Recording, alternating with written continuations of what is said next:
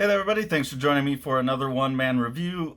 Today I've got the new Jim Rugg one-man anthology called Conspiracy Comics. Right away from the cover, you get to see that Jim, as pretty much anyone who's a fan of his knows, he's a really, really great designer as well as cartoonist. And you get a very interesting cover here. It looks like a photograph has been taken or a scan has been made of an actual letter block press where Jim has set up the lettering that he wants for the impression, which actually shows up on the back. And so it's all backwards as you would get with the letterpress. I like the just natural color changes based on, the pieces that he was able to find. It's cool to see all the like little pieces of wood or lead that he's putting in there to create the spacing. Like here, he has the watch offset. The M in the match offset and the S is purposely offset. And then on the back, I'm assuming is a scan of a print that was made or something, then put on top of yellow. So I think that's just as a piece of design really, really fun because it's acknowledging the history of design going back to actual like stamp relief press printing, and then something that looks much more like digitized on the back where it's been scanned and run through. Same as you come into the inside, you get a lot of things like Jim's ballpoint pen drawings here. I think this is an acid nun. I've never read that, but I'm familiar with the look of it. So the ballpoint pen drawings, again, very physical on the note paper, but then scanned and adjusted and printed digitally. I think that's all really cool.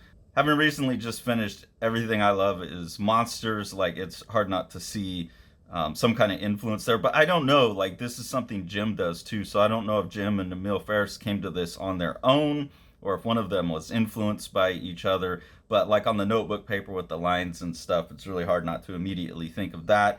But also like Jim's actually doing them on real notebook paper versus Emil Ferris was like digitally composting that. So I just really like that. I like that Jim's always playing with different process, and the design aspect of the cartooning is always there and thought through as well.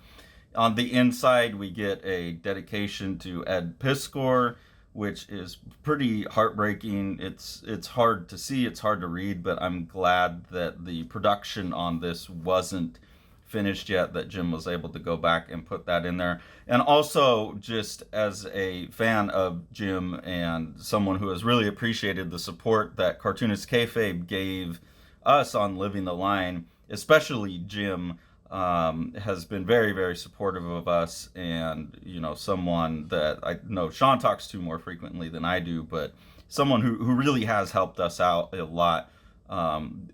Everything that happened with Ed was really hard to witness going down, even though it didn't impact us directly.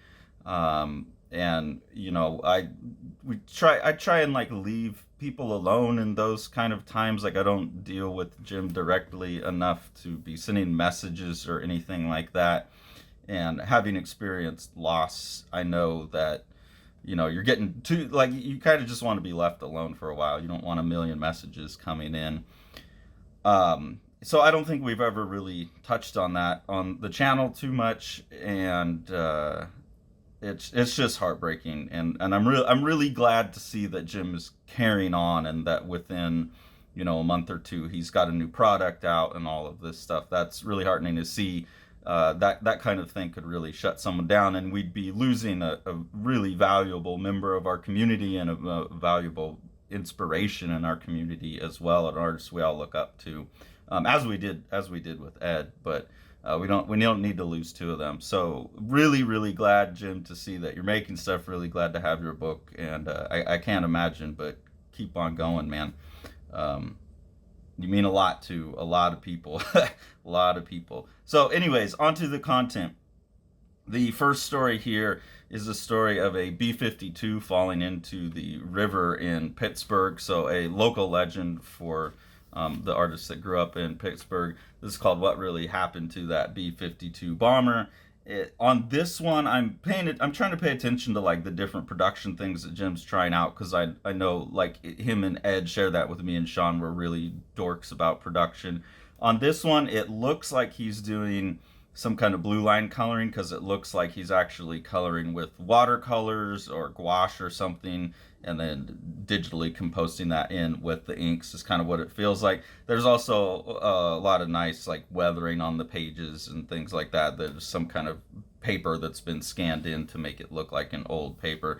There's a trick that Jim does though that I'm gonna have to go back and look at some of his other work, but I'm wondering if he got it from Dan Clowes's Monica, where he's doing this aged colored paper, but he's printing it on a white paper, and so he's able to get a pure white like right here and right here that actually makes it glow. That's something I first noticed somebody doing that in Monica. It's not that Jim maybe hasn't done that before, it's just I hadn't noticed it.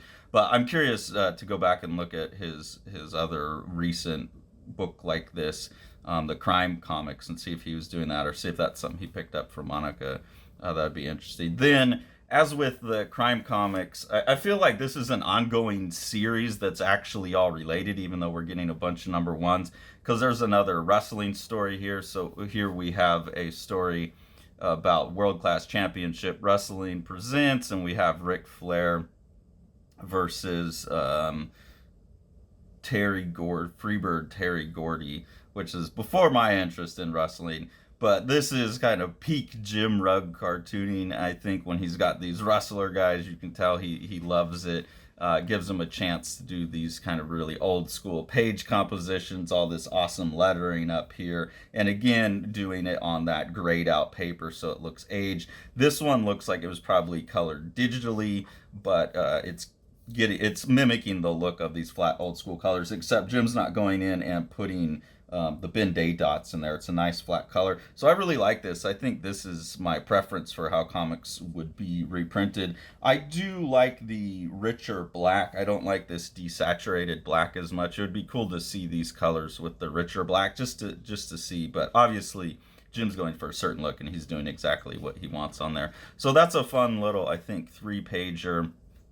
And then there's another more historical thing going on here where Jim is telling the story about the war on drugs. And if I remember correct, there was something like this in the crime comics as well.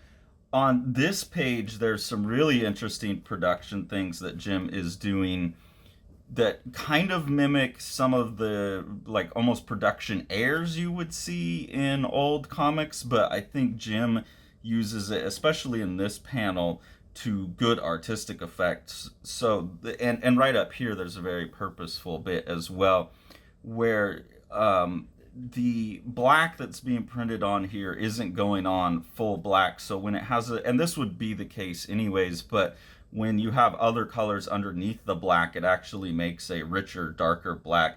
So I don't know how well this will show up on camera, but over here, the blacks are much richer and darker because they have the cyan, magenta, and yellow printed under them, probably, or at least the cyan or something, the red.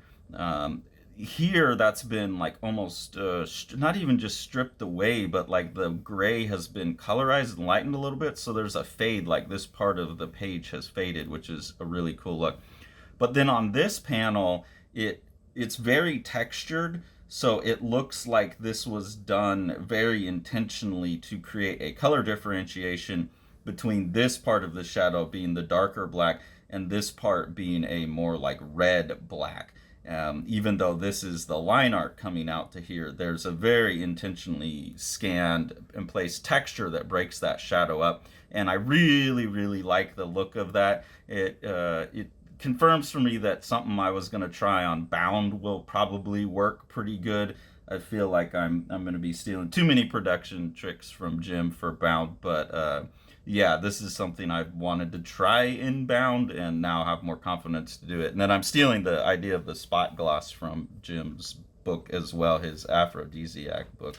And then another piece of design, and like Jim is a great colorist with these limited color palettes, you have this like stained glass window here that's breaking the panel up rhythmically. It's breaking it up into like sub panels, and then it has this kind of cool Mondrian-esque as a stained glass window. So it adds this really interesting pop of color, these really interesting rhythmic subdivisions on the page and all of that. So don't want to go into it super deep, just pointing out some of the production and art tricks that I saw. It's got 3 stories in it. a really great comic. And if you haven't, I'm assuming most of anyone who's watching our channel is probably also a fan of kayfabe, since most of you came here from them. But if you haven't got this yet, it's a great comic. Jim's a great designer and cartoonist, artist, colorist, all of that, writer. And really, this is somebody that we should all be throwing our support behind. I think the online comics community as it exists, at least in our fan base, is 100% entirely indebted to Ed and Jim's work on kayfabe. The reinterest in ink slinging and process and all of that's very much due to them.